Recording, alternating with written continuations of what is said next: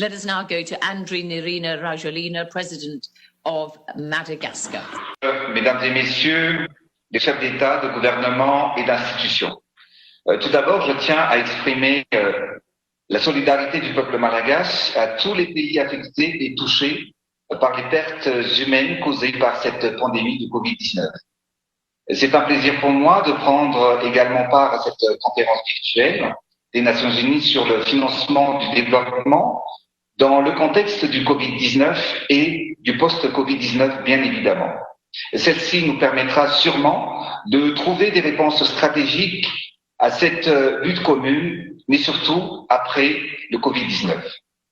Mesdames et messieurs, l'impact de cette pandémie sur Madagascar est considérable, principalement engendré par le confinement et les pertes de revenus. Nous avons mis en place de nombreuses mesures pour protéger et soutenir la population malgache. Parmi les mesures phares, nous avons mis en route le chantier de digitalisation de Madagascar à travers la surveillance épidémiologique, la gestion des sites sanitaires et médicaux, ainsi que la gestion des aides sociales. En ces temps de crise, nous devons être capables de protéger et soigner nos populations. C'est dans cette logique que nous avons lancé, distribué et vulgarisé auprès des populations le tabac Covid Organics, un remède traditionnel amélioré à base d'artémisia. L'État a distribué plus de 7 millions de traitements aux familles.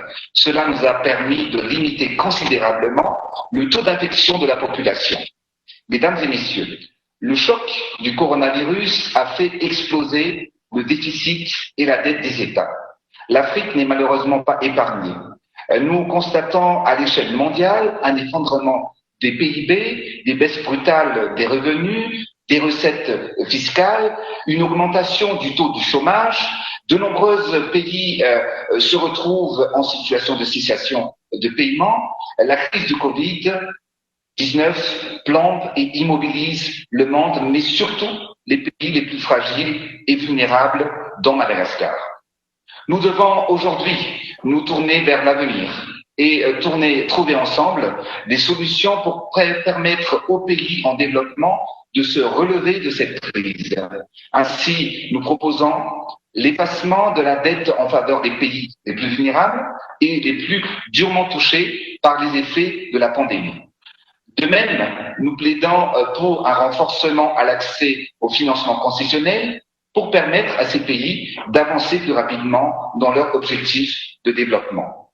Mesdames et messieurs, Madagascar appelle à l'adoption d'une initiative universelle multilatérale sous la forme d'un agenda global d'urgence post-Covid placé sur la bannière des Nations Unies et dans le cadre de l'agenda 2030. Seule une initiative de cette ampleur permettra de répondre aux défis actuels et futurs. Cette initiative permettrait de soutenir ces pays par une meilleure coordination des réponses sanitaires à l'échelle mondiale, mais aussi par la mise à disposition d'instruments financiers conséquents pour assurer la relance économique. Enfin, en cette période de crise, nous attendons plus que jamais de notre organisation, l'ONU, qu'elle accompagne ses États membres en adoptant ses réponses et ses actions aux contextes nationaux et régionaux. La solidarité internationale est plus que jamais primordiale pour permettre au monde, les États, de relever et de se relever. Je vous remercie de votre attention. Thank you very much indeed, Mr. President of Madagascar there.